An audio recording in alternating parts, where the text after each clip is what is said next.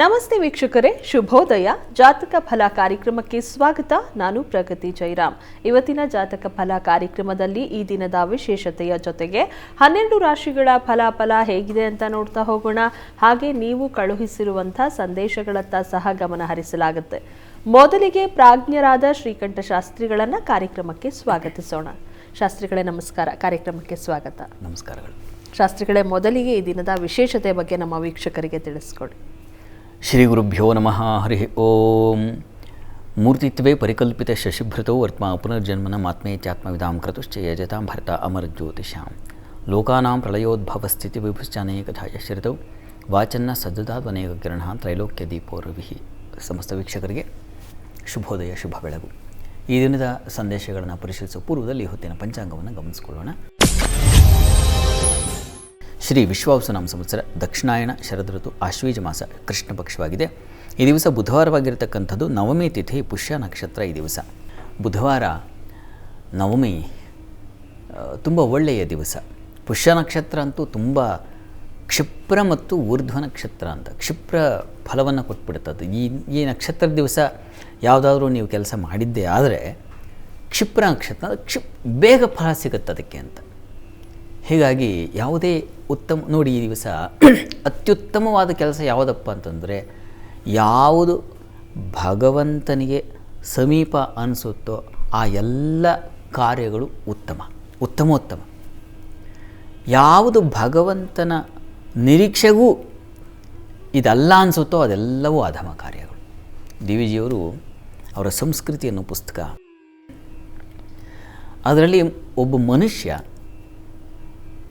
ಆ ಬದುಕು ಭಗವಂತನ ಕೃಪೆಗೆ ಪಾತ್ರರಾಗಲಿಕ್ಕೆ ಹೇಗಿರಬೇಕು ಅನ್ನಲಿಕ್ಕೆ ತುಂಬ ಚೆನ್ನಾದ ವಿವರಣೆ ಮಾಡಿದ್ದಾರೆ. ಅದರಲ್ಲಿ ಇದೆ, ಭಗವಂತನಿಗೆ ಸಮೀಪವಾಗಬೇಕು ಅಂದರೆ ಸತ್ಕಾರ್ಯಗಳನ್ನು ಮಾಡಬೇಕು. ಆಗ ಏನಾಗುತ್ತೆ, ಭಗವತ್ ಸಮೀಪದಲ್ಲಿರ್ತೀವಿ. ಯಾವಾಗ ದುಷ್ಕೃತ್ಯಗಳನ್ನು ಮಾಡ್ತಾ ಹೋಗ್ತೀವೋ ಭಗವಂತನಿಂದ ತುಂಬ ದೂರ ಹೋಗ್ತೀವಿ. ನೋಡಿ, ಈ ದಿವಸ ನೀವೇನಾದರೂ ಒಂದು ಒಳ್ಳೆಯ ಕಾರ್ಯ, ಭಗವಂತನಿಗೆ ಇಷ್ಟವಾಗ್ತಕ್ಕಂಥದ್ದು ಯಾವುದು ಅಂದರೆ, ನಿಮಗೆ ಯಾವುದು ಅತ್ಯಂತ ಹಿತವೋ ಇಷ್ಟವೋ, ಇನ್ನೊಬ್ಬರಿಗೆ ನೋವು ಕೊಡದೆ ನಿಮ್ಮ ಮನಸ್ಸಿಗೆ ಅನಿಸುತ್ತೆ ಇದು ತುಂಬ ಒಳ್ಳೆಯದು, ಇದು ಒಳ್ಳೆಯ ಸತ್ಕಾರ್ಯ. ನಿಮ್ಮ ಮನಸ್ಸಿಗೆ ಒಂದೊಂದು ಸಲ ಅನಿಸುತ್ತೆ, ಇದು ನಾನು ಮಾಡ್ತಾ ಇರೋದು ಇದೆಯಲ್ಲ, ಇದು ಒಳ್ಳೆಯ ಕಾರ್ಯ, ಇದು ಜಗತ್ತಿಗೆ, ಲೋಕಕ್ಕೆ, ಕುಟುಂಬಕ್ಕೆ, ನನಗೆ ಒಳಿತಾಗುತ್ತೆ ಅಂತ ಅನಿಸುತ್ತಲ್ಲ, ಅದೇ ಸತ್ಕಾರ್ಯ. ಅಂಥ ಒಂದು ಕಾರ್ಯವನ್ನು ಮಾಡಿದ್ರೂ ಭಗವಂತನ ಸನ್ನಿಧಾನ ಅಲ್ಲಿ ಏರ್ಪಾಡಾಗುತ್ತೆ, ಭಗವತ್ ಸೇವೆಯೇ ಆಗಿಬಿಡುತ್ತೆ ಅಂತ. ಹೀಗಾಗಿ ನೀವೊಂದು ಸಣ್ಣ, ಅದಕ್ಕೇನು ತುಂಬ ದೊಡ್ಡ ಕಾರ್ಯಗಳು, ಭಗವಂತನಿಗೂ ಅಷ್ಟೇ ತುಂಬ ದೊಡ್ಡ ಪೂಜೆಗಳು ಬೇಕಾಗಿಲ್ಲ. ಭಗವಂತ ಅಂತಕ್ಕಂಥ ಒಂದು ವಿಶಾಲವಾದ ಶಕ್ತಿಯನ್ನು ತಲುಪಲಿಕ್ಕೆ ಒಂದು ಸಣ್ಣ ದಾರಿ ಸಾಕಾಗುತ್ತೆ. ಅದಕ್ಕೆ ಗೀತೆಯಲ್ಲಿ ಹೇಳ್ತಾನಲ್ಲ, ಪತ್ರಂ ಪುಷ್ಪಂ ಫಲಂ ತೋಯಂ ಅಂತ. ಯಾರು ಅದನ್ನು ಸಮರ್ಪಣೆ ಮಾಡ್ತಾರೋ ಅವರಿಗೆ ನಾನು ಅನುಗ್ರಹ ಮಾಡ್ತೀನಿ ಅಂತ. ಒಂದು ಸಣ್ಣ ಪತ್ರವನ್ನು ಹೇಳಿದೆ, ಪುಷ್ಪವನ್ನು ಹೇಳಿದೆ, ತೋಯಂ ಒಂದು ಉದ್ಧರಣೆ ನೀರು ಬಿಡಪ್ಪ ಅಂತಲೂ ಹೇಳಿದೆ. ನಾವು ರಸ್ತೆಯಲ್ಲಿ ಸಾಗುವಾಗ ನೋಡಿ, ಕಳೆದ ಬಾರಿ ನನ್ನದೇ ಒಂದು ಅನುಭವ ಹೇಳ್ತೀನಿ. ಕಳೆದ ಬಾರಿ ನಾನು ಯಲ್ಲಾಪುರ ಸಮೀಪಕ್ಕೆ ಅಲ್ಲಿಂದ ದಾಟಿ ಹಾಗೆ ಗೋಕರ್ಣಕ್ಕೆ ಹೋಗಿ ಬಂದೆ.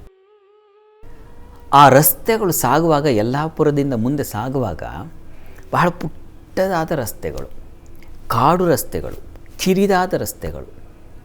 ಆ ರಸ್ತೆಯಲ್ಲಿ ಹೋಗಬೇಕಾಗಿದ್ರೆ ಒಂದು ವಾಹನ ಹೋಗುತ್ತೆ, ಇನ್ನೊಂದು ವಾಹನ ಬರಬೇಕಾಗಿದ್ರೆ ಒಂದು ವಾಹನ ನಿಲ್ಲಿಸಬೇಕಾಗುತ್ತೆ, ಅಷ್ಟು ಪುಟ್ಟದಾದ ರಸ್ತೆಗಳು. ಹೋಗಿ ಗೋಕರ್ಣವನ್ನು ತಲುಪಿದ್ರೆ ನಿಮಗೆ ಅಗಾಧವಾದ ವಿಸ್ತೀರ್ಣವಾದ ಸಮುದ್ರ. ಅಷ್ಟು ವಿಶಾಲವಾದ ಸಮುದ್ರವನ್ನು ತಲುಪಬೇಕಾಗಿದ್ದರೆ ಒಂದು ಪುಟ್ಟ ರಸ್ತೆ ಕನೆಕ್ಟ್ ಮಾಡುತ್ತೆ.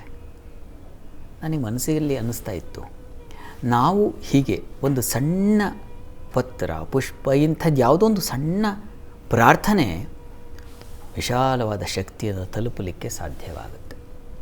ನಾಜೂಕಾಗಿ ಹೋಗಬೇಕು, ಮನಸ್ಸನ್ನು ಭದ್ರವಾಗಿಟ್ಟುಕೊಂಡು. ಬೇರೆ ಹೇಗೆ ರಸ್ತೆ ಸಾಗುವಾಗ ಆ ಚಾಲಕ ಎಚ್ಚರವಾಗಿರ್ತಾನೋ ಹಾಗೆ ಒಂದು ಸಣ್ಣ ಪತ್ರೆಯನ್ನು, ಪುಷ್ಪವನ್ನು, ತೋಯಂ ನೀರನ್ನು ಸಮರ್ಪಣೆ ಮಾಡುವಾಗ ಆ ಎಚ್ಚರಿಕೆಯಿಂದ ನೀವು ಸಮರ್ಪಣೆ ಮಾಡಿದ್ರೆ ಆ ವಿಶಾಲ ಶಕ್ತಿಯನ್ನು ತಲುಪಿಬಿಡ್ತೀರ. ಹೀಗಿರ್ತದೆ. ನಮ್ಮ ಬದುಕಿನಲ್ಲೇ ಎಷ್ಟೋ ಇಂಥ ವಿಚಾರಗಳು ನಡೆಯುತ್ತೆ, ಅದನ್ನು ನಾವು ಅನ್ವಯ ಮಾಡಿಕೊಳ್ಬೇಕು. ಈ ರೀತಿಯಲ್ಲಿ ಈ ದಿವಸ ಪುಷ್ಯ ನಕ್ಷತ್ರ ಒಳ್ಳೆಯ ಉತ್ಕೃಷ್ಟವಾದ ನಕ್ಷತ್ರ, ಬುಧವಾರ ವಿಷ್ಣುವಿನ ವಾರ. ಹೀಗಾಗಿ ವಿಷ್ಣು ಸನ್ನಿಧಾನದಲ್ಲಿ ಈ ದಿವಸ ನೀವು ಮಾಡುವ ಒಂದು ತುಳಸಿ ದಳ ಅರ್ಚನೆ ಆ ವಿಶೇಷ ಶಕ್ತಿಯನ್ನು ಕನೆಕ್ಟ್ ಮಾಡುತ್ತೆ. ಪ್ರಯತ್ನ ಮಾಡಿ. ಸರಿ ಶಾಸ್ತ್ರಿಗಳೇ, ಈ ದಿನದ ವಿಶೇಷತೆ ಬಗ್ಗೆ ಮಾಹಿತಿಯನ್ನು ತಿಳಿಸ್ಕೊಟ್ರಿ. ಈಗ ಸಂದೇಶಗಳನ್ನು ನೋಡ್ತಾ ಹೋಗೋಣ. ಮೊದಲಿಗೆ ರಂಜಿನಿ ಅವರು ಬೆಂಗಳೂರಿಂದ ಸಂದೇಶವನ್ನು ಕಳಿಸಿದ್ದಾರೆ. ಅವರ ಹುಟ್ಟಿದ ದಿನಾಂಕ 13/11/2003, ಸಮಯ 9:30 ಬೆಳಗ್ಗೆ. ಅವರ ಪ್ರಶ್ನೆ, BA ಆಗಿದೆ, ಕೆಲಸ, ಉನ್ನತ ಶಿಕ್ಷಣದ ಬಗ್ಗೆ ತಿಳಿಸಿ ಅಂತ ಕೇಳಿದ್ದಾರೆ. ಜೊತೆಗೆ ಮದುವೆ ಬಗ್ಗೆ ತಿಳಿಸಿ ಅಂತ ಕೇಳಿದ್ದಾರೆ ಶಾಸ್ತ್ರಿಗಳೇ. ರಂಜಿನಿಯವರ ಪ್ರಶ್ನೆ ಒಂದು ಕೆಲಸ ಮತ್ತು ಮದುವೆ ಬಗ್ಗೆ ಕೇಳಿದ್ದಾರೆ, ಉನ್ನತ ಶಿಕ್ಷಣದ ಬಗ್ಗೆನೂ ಕೇಳಿದ್ದಾರೆ. ಜಾತಕ ನೋಡೋಣ. ನೋಡಿ, ತಮ್ಮ ಜಾತಕವನ್ನು ಪರಿಶೀಲಿಸಿದ್ರೆ ಇದು ಧನುರ್ಲಗ್ನ. ಲಗ್ನಾಧಿಪತಿ ಗುರು ಚತುರ್ಥಾಧಿಪತಿಯೂ ಹೌದು. ಆ ಗುರು ಭಾಗ್ಯಸ್ಥಾನದಲ್ಲಿರ್ತಕ್ಕಂಥದ್ದು ತುಂಬ ಒಳ್ಳೆಯದು, ತುಂಬ ಚೆನ್ನಾಗಿದೆ. ಮತ್ತು ಪಂಚಮಾಧಿಪತಿ ಕುಜ, ಆ ಕುಜನನ್ನು ಗುರು ವೀಕ್ಷಣೆ ಮಾಡ್ತಾನೆ. ಗುರುವಿನ ವೀಕ್ಷಣೆಗೆ ಹೋರಾ ಸ್ವಾಮಿ ಗುರುಜ್ಞ ವೀಕ್ಷಿತ ಯುತಾನಾನ್ಯಶ್ಚ ಅಂತ ಒಂದು ಮಾತಿದೆ. ಗುರುವಿನ ದೃಷ್ಟಿಗೆ ತುಂಬ ಮಹತ್ವ ಇದೆ. ಭಾಗ್ಯಸ್ಥಾನದಲ್ಲಿ ನಿಂತಹ ಗುರು ಆ ಪಂಚಮಾಧಿಪತಿಯನ್ನು ನೋಡ್ತಕ್ಕಂಥ ತುಂಬ ಒಳ್ಳೆಯದು. ಹೈಯರ್ ಸ್ಟಡೀಸ್ಗೆ ಅವಕಾಶ ಇದೆ.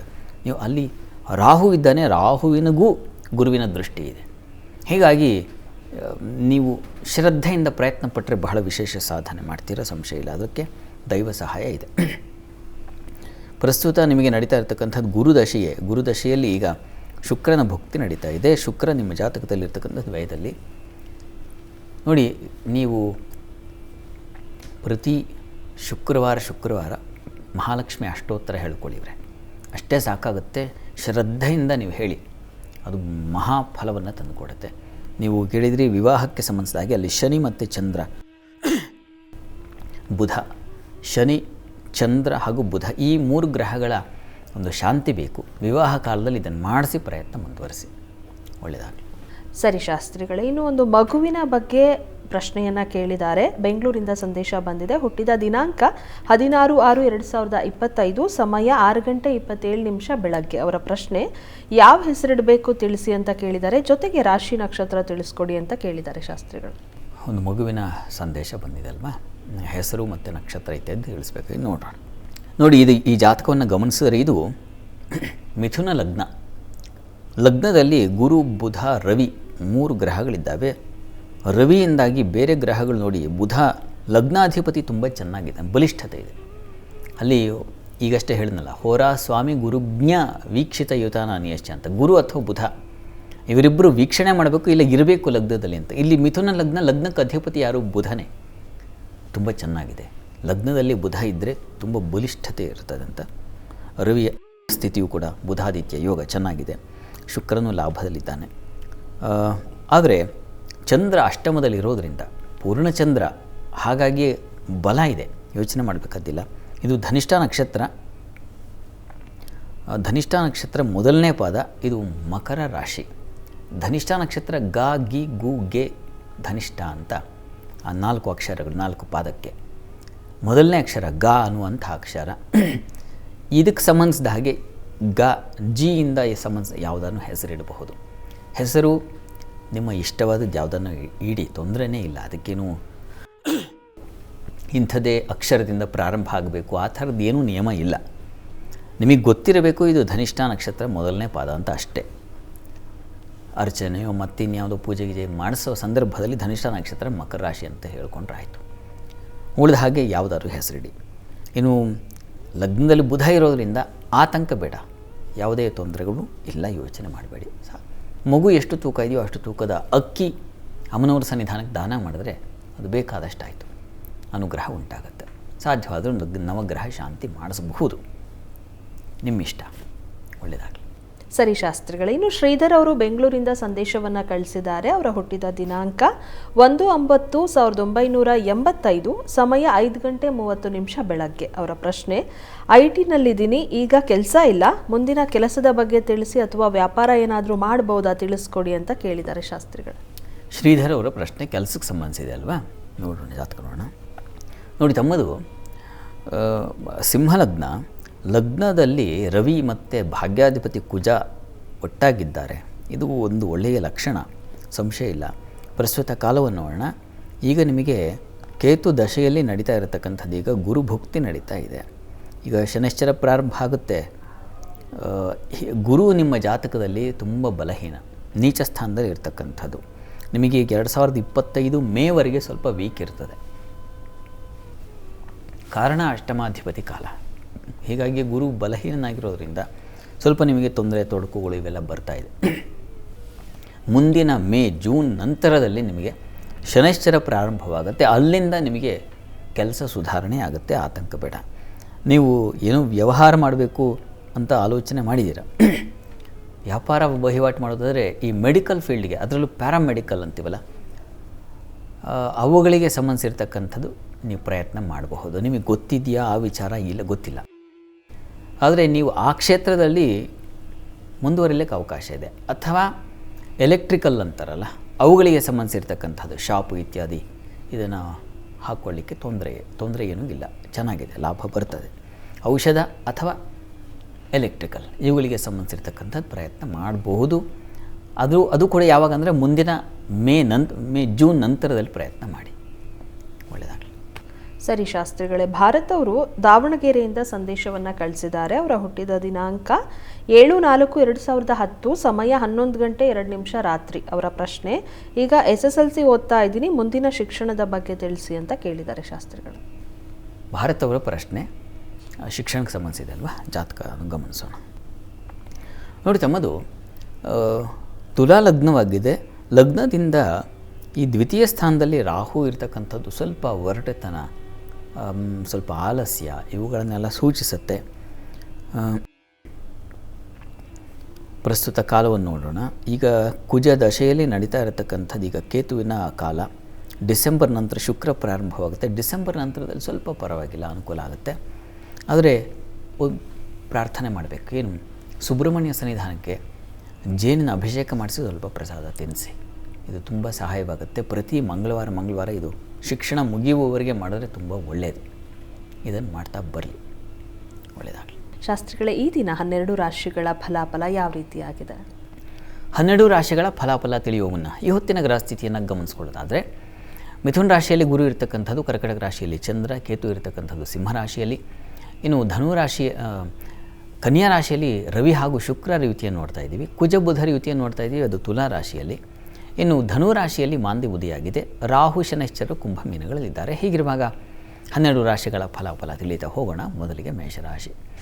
ಮೇಷರಾಶಿಯವರಿಗೆ ಈ ದಿವಸ ನಿಮಗೆ ಚಂದ್ರನ ಬಲ ಚೆನ್ನಾಗಿದೆ. ಹೀಗಾಗಿ ಶುಭ ಸಮಾರಂಭಗಳಲ್ಲಿ ಭಾಗಿಯಾಗ್ತಕ್ಕಂಥದ್ದು, ಸಂತೋಷ ಇಮ್ಮಡಿಯಾಗ್ತಕ್ಕಂಥದ್ದು, ಬಂಧು ಮಿತ್ರರ ಸಹಕಾರ, ಅವರ ಪ್ರೀತಿ ಆದರಣೆಗಳಿಗೆ ನೀವು ಪಾತ್ರರಾಗ್ತೀರ. ಆ ರೀತಿಯಲ್ಲಿ ತುಂಬ ಚೆನ್ನಾಗಿದೆ. ಸಹೋದರ ಸಹಕಾರ ತುಂಬ ಚೆನ್ನಾಗಿರ್ತದೆ. ನಂಬಿಕೆಯಿಂದ, ವಿಶ್ವಾಸದಿಂದ ಕೆಲಸ ಕಾರ್ಯಗಳಲ್ಲಿ ಒಂದು ಬಲ ಉಂಟಾಗುತ್ತೆ. ಸ್ವಲ್ಪ ಮಟ್ಟಿಗೆ ತಂದೆ ಮಕ್ಕಳಲ್ಲಿ ಸ್ವಲ್ಪ ವಿರೋಧಗಳು ಬರೋದು, ಧರ್ಮ ಕಾರ್ಯಗಳು ಸ್ವಲ್ಪ ಹಿನ್ನಡೆ ಆಗ್ತಕ್ಕಂಥದ್ದು, ಶುಭ ಕಾರ್ಯ ಏನೋ ಒಂದು ರೀತಿಯ ಒಂದು ಅಶುಚಿ ವಾತಾವರಣ ಹೀಗಾಗೋ ಸಾಧ್ಯತೆ ಇದೆ. ಮನಸ್ಸು ಹದಗೆಡಬಹುದು. ಸಣ್ಣ ಪ್ರಮಾಣದಲ್ಲಿ ಹೆಚ್ಚಿನ ಆತಂಕ ಬೇಡ. ವಿಷ್ಣು ಸನ್ನಿಧಾನಕ್ಕೆ ಹೋಗಿ ಬನ್ನಿ, ತುಳಸಿ ಅರ್ಚನೆ ಮಾಡಿಸಿ. ಇನ್ನು ವೃಷಭ ರಾಶಿಯವರಿಗೆ ಸೇವಕರು, ಸಹಾಯಕರಿಂದ ಹೆಚ್ಚಿನ ಅನುಕೂಲ. ನಂಬಿಕೆ ಇಟ್ಟ ವ್ಯಕ್ತಿಗಳಿಂದ ನಿಮಗೆ ಅನುಕೂಲ ಉಂಟಾಗುತ್ತೆ. ಯಾರನ್ನ ನಂಬಿರ್ತೀರ, ತುಂಬ ಏನು ವಿಶ್ವಾಸಕ್ಕೆ ಆ ಕೆಲಸ ವಹಿಸಿರ್ತೀರ, ಅದು ಅನುಕೂಲ ಆಗುತ್ತೆ, ಚೆನ್ನಾಗಿರ್ತದೆ. ಇನ್ನು ವೃತ್ತಿಯಲ್ಲೂ ಹೆಚ್ಚಿನ ಅನುಕೂಲ ಕಾಣಲಿಕ್ಕೆ ಅವಕಾಶಗಳಿದ್ದಾವೆ, ಆತಂಕ ಇಲ್ಲ. ಲಾಭ ಇದೆ, ಹಿರಿಯರಿಂದ ಸಹಕಾರಗಳು ಸಿಗುತ್ತೆ ಈ ದಿವಸ ನಿಮಗೆ ಸ್ವಲ್ಪ ಮಟ್ಟಿಗಿನ ಒಂದು ದುಃಖದ ವಾತಾವರಣ ಉಂಟಾಗಬಹುದು. ಮನಸ್ಸಿಗೆ ಒಂದು ವ್ಯಥೆ, ಅದು ಭರಿಸಲಾರದ ಸಂಕಟ, ಆ ರೀತಿಯಲ್ಲಿ ನಷ್ಟ ಸಂಭವಿಸಬಹುದು. ಇದರ ನಿವಾರಣೆಗೆ ನರಸಿಂಹ ಪ್ರಾರ್ಥನೆ ಮಾಡಿ. ಇನ್ನು ಮಿಥುನ ರಾಶಿಯವರಿಗೆ ಈ ದಿವಸ ಮಾತಿನ ಬಲ ತುಂಬ ಚೆನ್ನಾಗಿದೆ. ಆಹಾರದಲ್ಲಿ ಸಮೃದ್ಧತೆ ಕಾಣ್ತಾ ಇದ್ದೀರಾ, ಚೆನ್ನಾಗಿದೆ. ಹೆಣ್ಮಕ್ಕಳಿಗೆ ಸೌಖ್ಯ ವಾತಾವರಣ, ಕುಟುಂಬದಲ್ಲಿ ಒಂದು ಹಿತವಾದ ವಾತಾವರಣ ಕಾಣ್ತೀರಾ. ಧನಾಧಿಪತಿ ಧನಸ್ಥಾನದಲ್ಲಿದ್ದರೆ ಧನ ಸಮೃದ್ಧಿ ಅಂತ, ಹೀಗಾಗಿ ಹಣಕಾಸಿಗೆ ಹೆಚ್ಚಿನ ಅನುಕೂಲ ಇದೆ. ಮತ್ತು ವೃತ್ತಿಯಲ್ಲೂ ಅಷ್ಟೇ ತುಂಬ ವಿಶೇಷವಾದ ಅನುಕೂಲಗಳು ಇತ್ಯಾದಿ ಕಾಣಲಿಕ್ಕೆ ಅವಕಾಶಗಳಿದ್ದಾವೆ. ಈ ದಿವಸ ಸಪ್ತಮದಲ್ಲಿ ಮಾಂದಿ ಇದ್ದರೆ ನೋಡಿ, ಸಂಗಾತಿಯಲ್ಲಿ ಸ್ವಲ್ಪ ಮನಸ್ತಾಪ, ಭಿನ್ನಾಭಿಪ್ರಾಯಗಳು ಬರುವ ಸಾಧ್ಯತೆ ಹೆಚ್ಚು. ಹೀಗಾಗಿ ದಾಂಪತ್ಯ ಈ ಕಲಹ ನಿವಾರಣೆಗೆ ಲಕ್ಷ್ಮೀನಾರಾಯಣರ ಪ್ರಾರ್ಥನೆ ಮಾಡಿ, ಅದು ಅನುಕೂಲ ಆಗುತ್ತೆ. ಕರ್ಕಟಕ ರಾಶಿಯವರಿಗೆ ರಾಶ್ಯಾಧಿಪತಿ ರಾಶಿಯಲ್ಲಿರುವಾಗ ದೇಹಬಲ ಚೆನ್ನಾಗಿರುತ್ತದೆ, ಆರೋಗ್ಯದಲ್ಲಿ ಚೇತರಿಕೆ ಉಂಟಾಗುತ್ತೆ. ಆದರೆ ಸಾಲ ವಿಚಾರದಲ್ಲಿ ಸ್ವಲ್ಪ ತೊಂದರೆ ಬರಬಹುದು, ಹುಷಾರು. ನಿಮಗೆ ಕುಟುಂಬದ ಬಲ ಚೆನ್ನಾಗಿರ್ತದೆ, ಸಹೋದರಿಯರ ಸಹಕಾರ ಚೆನ್ನಾಗಿರ್ತದೆ, ಸ್ನೇಹಿತರಿಂದ ತುಂಬ ಅನುಕೂಲ ಆಗುತ್ತೆ. ಕೆಲಸ ಕಾರ್ಯಗಳಲ್ಲಿ ಈ ದಿವಸ ಕೌಶಲ್ಯ ಪ್ರದರ್ಶನ, ನಿಮ್ಮ ಕೆಲಸ ಮಾಡಬೇಕ್ರಿ ಅಂತ ಅಂತಾರೆ ಬೇರೆಯವರು, ಆ ರೀತಿಯಲ್ಲಿ ತುಂಬ ಚೆನ್ನಾಗಿದೆ. ನೀವು ಕೂಡ ಈ ದಿವಸ ಸಾಲ ನಿವಾರಣೆಗೆ ನರಸಿಂಹ ಪ್ರಾರ್ಥನೆಯನ್ನೇ ಮಾಡಿ. ಇನ್ನು ಸಿಂಹರಾಶಿಯವರಿಗೆ ಈ ದಿವಸ ಅತಿಯಾದ ವ್ಯಯ, ಲಾಭವೂ ಇದೆ ವ್ಯಯವೂ ಇದೆ, ಎರಡೂ ಇದೆ ಈ ದಿವಸ, ಲಾಭ ವ್ಯಯ. ಮತ್ತು ಈ ದಿವಸ ಸ್ವಲ್ಪ ಉದರ ಬಾಧೆ, ಹೊಟ್ಟೆ ಅಪ್ಸೆಟ್ ಆಗಿಬಿಡೋ ಸಾಧ್ಯತೆ ಇದೆ, ಹುಷಾರು. ಆಹಾರದಲ್ಲಿ ಕಂಟ್ರೋಲ್ ಇರಲಿ, ಗಮನ ಇರಲಿ. ಇನ್ನು ಈ ದಿವಸ ಮಾತಿನ ಬಲ ಇದೆ, ವಿದ್ಯಾರ್ಥಿಗಳಿಗೆ ಅನುಕೂಲಕರವಾಗಿರ್ತದೆ. ವೃತ್ತಿಯಲ್ಲೂ ತುಂಬ ಚೆನ್ನಾಗಿದೆ, ಆತಂಕ ಬೇಡ. ವೃತ್ತಿಯಲ್ಲಿ ಏನಾಗುತ್ತೆ, ಸ್ವಲ್ಪ ಅಸಮಾಧಾನ ಇದೆ. ಅಲ್ಲಿ ಶುಕ್ರನ ಬಲಹೀನತೆ ಇದೆಯಲ್ಲ, ಈ ಕಾರಣದಿಂದಾಗಿ ಅಮ್ಮನವರ ಸನ್ನಿಧಾನಕ್ಕೆ ಈ ದಿವಸ ಅವರೇ ಧಾನ್ಯ ದಾನ ಮಾಡಿ. ಇನ್ನು ಕನ್ಯಾ ರಾಶಿಯವರಿಗೆ ದಿವಸ ಹೆಚ್ಚಿನ ಶ್ರಮ ನಿಮಗೆ ಬರ್ತದೆ, ಕೆಲಸದ ಶ್ರಮ ಜಾಸ್ತಿ, ಓಡಾಟ, ಅವುಗಳಲ್ಲಿ ತೊಂದರೆಗಳು, ಪ್ರಯಾಣದಲ್ಲಿ ತೊಂದರೆ, ಹಳ್ಳಿಗಳಲ್ಲಿ ನೋಡಿ ಸ್ವಲ್ಪ ತಕರಾರಿನ ವಾತಾವರಣ ಸೂಚಿಸ್ತಾ ಇದೆ. ನೀರಿನ ಪ್ರದೇಶದಲ್ಲಿ ತೊಂದರೆಗಳುಂಟಾಗುವ ಸಾಧ್ಯತೆ ಸೂಚಿಸ್ತಾ ಇದೆ, ಎಚ್ಚರ ವಹಿಸಿ, ಓಡಾಡುವಾಗ ಗಮನ ಇರಲಿ. ಇನ್ನು ಈ ದಿವಸ ಮಾತು ಕೌಶಲ್ಯ, ವಾಗ್ಮಿ ಅಂತ ಇದೆ, ಅಲ್ಲಿ ವಾಗ್ಮಿ ಚೌಷಧ ಶಿಲ್ಪಶಾಸ್ತ್ರ ಕುಶಲ ಸೌಮ್ಯಾನ್ವಿತೆ ಭೂಸುತೆ ಅಂತ ಒಂದು ಮಾತಿದೆ. ಹೀಗಾಗಿ ಮಾತು ಕೌಶಲ್ಯಪ್ರದ ಕೆಲಸಗಳು ಇವುಗಳಿಗೆಲ್ಲ ಚೆನ್ನಾಗಿದೆ, ತೊಂದರೆ ಇಲ್ಲ. ಪ್ರಾರ್ಥನೆಗೆ ದಿವಸ ಗ್ರಾಮದೇವತಾ ದರ್ಶನ ಮಾಡಿ. ಶಾಸ್ತ್ರಿಗಳ ಇನ್ನುಳಿದ 6 ರಾಶಿಗಳ ಫಲಾಫಲ ಇವತ್ತು ಯಾವ ರೀತಿಯಾಗಿದೆ? ಇನ್ನು ತುಲಾರಾಶಿಯವರಿಗೆ ವೃತ್ತಿಯಲ್ಲಿ ಬಹಳ ವಿಶೇಷವಾದ ಅನುಕೂಲಗಳು, ಸಾಧನೆ ಉಂಟಾಗುತ್ತೆ ಈ ದಿವಸ. ಗೌರವ ಪ್ರಶಂಸೆಗೆ ಪಾತ್ರರಾಗ್ತೀರ ಈ ದಿವಸ. ಸ್ತ್ರೀಯರಿಗೆ ಹೆಚ್ಚಿನ ಮಾನ್ಯತೆ ಸಿಗುತ್ತೆ ಈ ದಿವಸ. ಮತ್ತು ಧರ್ಮ ಕಾರ್ಯಗಳಲ್ಲಿ ತುಂಬ ಶ್ರದ್ಧೆ, ಆಸಕ್ತಿ ಇರ್ತದೆ. ಇನ್ನು ಈ ದಿವಸ ಸ್ವಲ್ಪ ಮಟ್ಟಿಗೆ ಸ್ವಲ್ಪ ಭಯ, ಆತಂಕವೂ ಇದೆ. ಅದರ ನಿವಾರಣೆಗೆ ಆಂಜನೇಯನ ಪ್ರಾರ್ಥನೆ ಮಾಡಿಕೊಳ್ಳಿ, ಉಳಿದ ಹಾಗೆಲ್ಲ ತುಂಬ ಚೆನ್ನಾಗೇ ಇದೆ. ಇನ್ನು ವೃಶ್ಚಿಕ ರಾಶಿಯವರಿಗೆ ದಿವಸ ಕೆಲಸ ಕಾರ್ಯಗಳಲ್ಲಿ ತುಂಬ ಅನುಕೂಲದ ವಾತಾವರಣ ಇದೆ, ಲಾಭ ಕಾಣ್ತೀರಾ. ಸರ್ಕಾರಿ ನೌಕರಿ ಅಥವಾ ಸರ್ಕಾರಿ ವಲಯದಲ್ಲಿ ಕೆಲಸ ಮಾಡ್ತಕ್ಕಂಥವ್ರಿಗೆ ತುಂಬ ಚೆನ್ನಾಗಿದೆ ಈ ದಿವಸ. ಸ್ವಲ್ಪ ಆಹಾರ ವ್ಯತ್ಯಾಸ ಆಗಬಹುದು ಈ ದಿವಸ. ಮತ್ತು ಈ ದಿವಸ ಹಣ, ಆಹಾರ ಇವೆರಡು ವಿಚಾರದಲ್ಲಿ ಸ್ವಲ್ಪ ಜಾಗ್ರತೆ ಬೇಕು. ವಿದ್ಯಾರ್ಥಿಗಳು ನೋಡಿ ಕಂಟಕ ಇದೆ, ಕಲಹ, ಜಗಳ, ತಗಾದೆಗಳು ಇವುಗಳು ನಿಮ್ಮನ್ನು ಸ್ವಲ್ಪ ಡಿಸ್ಟರ್ಬ್ ಮಾಡುತ್ತೆ, ಹುಷಾರು. ಈ ದಿವಸ ತಪ್ಪದೇ ಸಪ್ತಶತಿ ಪಾರಾಯಣ ಮಾಡಿಸೋದು ಒಳ್ಳೆಯದು, ಅಥವಾ ದುರ್ಗಾ ಸನ್ನಿಧಾನದಲ್ಲಿ ಅಭಿಷೇಕ ಮಾಡಿಸಿ. ಇನ್ನು ಧನುರಾಶಿಯವರಿಗೆ ದಿವಸ ಕೆಲಸ ಕಾರ್ಯಗಳಲ್ಲಿ ತುಂಬ ಚೆನ್ನಾಗಿದೆ, ಲಾಭದಾಯಕವಾಗಿದೆ, ಅನುಕೂಲ ಚೆನ್ನಾಗಿದೆ. ಶಿಕ್ಷಣ ಕ್ಷೇತ್ರದಲ್ಲಿರ್ತಕ್ಕಂಥವರಿಗೆ ತುಂಬ ಚೆನ್ನಾಗಿದೆ. ಪ್ರಯಾಣದಲ್ಲಿ ಅನುಕೂಲ ಇದೆ, ಬಂಧು ಮಿತ್ರರ ಸಹಕಾರ ತುಂಬ ಚೆನ್ನಾಗಿರ್ತದೆ. ದಾಂಪತ್ಯದಲ್ಲಿ ಅನ್ಯೋನ್ಯತೆ ತುಂಬ ಚೆನ್ನಾಗಿದೆ. ಮುಖ್ಯವಾಗಿ ಆರೋಗ್ಯ, ಸ್ವಲ್ಪ ತಲೆನೋವು ಬರ್ಬೋದು, ತಲೆ ಸಿಡಿತ, ತಲೆನೋವು ಇವುಗಳಿಗೆ ಸಂಬಂಧಿಸಿದ ಹಾಗೆ. ನೀವು ಕೂಡ ಒಂದು ಈಶ್ವರ ಸನ್ನಿಧಾನದಲ್ಲಿ ಅಭಿಷೇಕ ಮಾಡಿಸಿ, ಭಸ್ಮಾರ್ಚನೆ ಮಾಡಿಸಿ, ಹಣೆಗೆ ಧಾರಣೆ ಮಾಡಿ. ಇನ್ನು ಮಕರ ರಾಶಿಯವರಿಗೆ ದಿವಸ ಕೆಲಸ ಕಾರ್ಯಗಳಲ್ಲಿ ಸ್ವಲ್ಪ ಅನುಕೂಲ ಕಾಣ್ತೀರಾ, ಸಣ್ಣ ಪ್ರಮಾಣದ ತೊಡಕುಗಳನ್ನು ಕಾಣ್ತೀರಾ. ಮಿಶ್ರವಾಗಿದೆ ಈ ದಿವಸ. ವೃತ್ತಿಯಲ್ಲಿ ನಿಮಗೆ ವ್ಯಯ ಇದೆ, ಕಾಲಿಗೆ ಪೆಟ್ಟಾಗಬಹುದು, ಆಪ್ತರ ಜೊತೆಗೆ ಜಗಳ ಆಗಬಹುದು. ಸಂಗಾತಿಯ ವಿಚಾರದಲ್ಲಿ ಮಾತ್ರ ತುಂಬ ಚೆನ್ನಾಗಿದೆ, ಅನ್ಯೋನ್ಯತೆ, ಸಾಮರಸ್ಯ. ವ್ಯಾಪಾರಿಗಳಿಗೆ, ಅದರಲ್ಲೂ ಜಲ, ಮೀನು, ಮತ್ಸ್ಯ ಇವುಗಳಿಗೆ ಅಂದರೆ ಜಲಕ್ಷೇತ್ರಗಳಿಗೆ ಸಂಬಂಧಿಸಿರ್ತಕ್ಕಂಥ ವ್ಯಾಪಾರಗಳೆಲ್ಲ ತುಂಬ ಲಾಭದಾಯಕವಾಗಿರುತ್ತೆ. ಪ್ರಾರ್ಥನೆಗೆ ದಿವಸ ಮಹಾಲಕ್ಷ್ಮಿ ಪ್ರಾರ್ಥನೆ ಮಾಡಿ. ಇನ್ನು ಕುಂಭರಾಶಿಯವರಿಗೆ ದಿವಸ ಲಾಭದಾಯಕವಾಗಿದೆ, ಸಾಲ ನಿವಾರಣೆಯಾಗುತ್ತೆ, ಬುದ್ಧಿಬಲ, ಮಕ್ಕಳಿಂದ ಸಹಕಾರ, ಸಂಶೋಧನೆಗಳಲ್ಲಿ ಆಸಕ್ತಿ, ಹೊಸ ಮಾರ್ಗದರ್ಶನ ಈ ರೀತಿ ತುಂಬ ಚೆನ್ನಾಗಿದೆ. ಕೆಲಸ ಕಾರ್ಯಗಳು ಅನುಕೂಲಕರವಾಗಿದೆ. ಈ ದಿವಸ ಇಷ್ಟ ದೇವತಾ ಆರಾಧನೆ ಮಾಡಿ. ಇನ್ನು ಮೀನರಾಶಿಯವರಿಗೆ ದಿವಸ ಕೆಲಸ ಕಾರ್ಯಗಳಲ್ಲಿ ತುಂಬ ಪರಿಶ್ರಮ ಇದೆ ರೀ. ಕೆಲಸ ವಿಘ್ನಗಳಾಗುತ್ತೆ, ಮಾಡಿದ ಕೆಲಸ ಪುನಃ ಮಾಡಬೇಕಾದ ಪರಿಸ್ಥಿತಿ ಬರಬಹುದು, ಹುಷಾರು, ಎಚ್ಚರ ವಹಿಸಿ. ಇನ್ನು ಈ ದಿವಸ ಸಂಗಾತಿಯಲ್ಲಿ ಒಂದು ಅನ್ಯೋನ್ಯತೆ, ಸಾಮರಸ್ಯ ಇದೆ. ಈ ದಿವಸ ನಿಮಗೆ ಸ್ನೇಹಿತರ, ಬಂಧುಗಳ ಸಹಕಾರ, ಮಕ್ಕಳಿಂದ ತುಂಬ ಸಹಾಯ, ಸ್ತ್ರೀಯರಿಗೆ ಒಂದು ಗೌರವ, ಮಾನ್ಯತೆ, ಮನಸ್ಸಿಗೆ ಸಮಾಧಾನ ಇದೆ. ಪ್ರಾರ್ಥನೆ ಗಣಪತಿ ಸನ್ನಿಧಾನಕ್ಕೆ ಹೋಗ್ಬನ್ನಿ. ಈ ದಿವಸ 12 ರಾಶಿಗಳವರು, ರಾಶಿ ಗೊತ್ತಿಲ್ಲ ಅಂತಕ್ಕಂಥವ್ರು ಹೇಳಬಹುದಾದ ಮಂತ್ರ ಗಮನಿಸಿ. ಓಂ ಪೃಥಿವೀ ಪತಯೇ ನಮಃ. ಈ ಮಂತ್ರ ಹೇಳ್ಕೊಳ್ಳಿ, ಅನುಕೂಲ ಆಗುತ್ತೆ. ಸರಿ ಶಾಸ್ತ್ರಿಗಳ, ಇವತ್ತಿನ ಸಂಚಿಕೆಯಲ್ಲಿ ಈ ದಿನದ ವಿಶೇಷತೆಯ ಜೊತೆಗೆ 12 ರಾಶಿಗಳ ಫಲಾಫಲದ ಬಗ್ಗೆ ಮಾಹಿತಿ ತಿಳಿಸ್ಕೊಟ್ರಿ. ಹಾಗೆ ಸಂದೇಶ ಕಳಿಸಿದಂಥ ವೀಕ್ಷಕರಿಗೆ ಸಲಹೆ, ಸೂಚನೆ, ಪರಿಹಾರಗಳನ್ನು ಸೂಚಿಸಿದ್ರಿ. ಧನ್ಯವಾದಗಳು. ಸರ್ವೇ ಜನಾಃ ಸುಖಿನೋ ಭವಂತು, ಸಮಸ್ತ ಸನ್ಮಂಗಳಾನಿ ಭವಂತು. ಎಲ್ಲರಿಗೂ ಶುಭವಾಗಲಿ.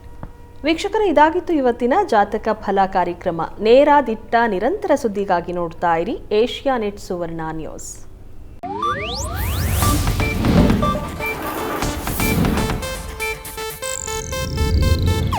ಇದು ಏಷ್ಯಾನೆಟ್ ನ್ಯೂಸ್ ನೆಟ್ವರ್ಕ್ ಪ್ರಸ್ತುತಿ.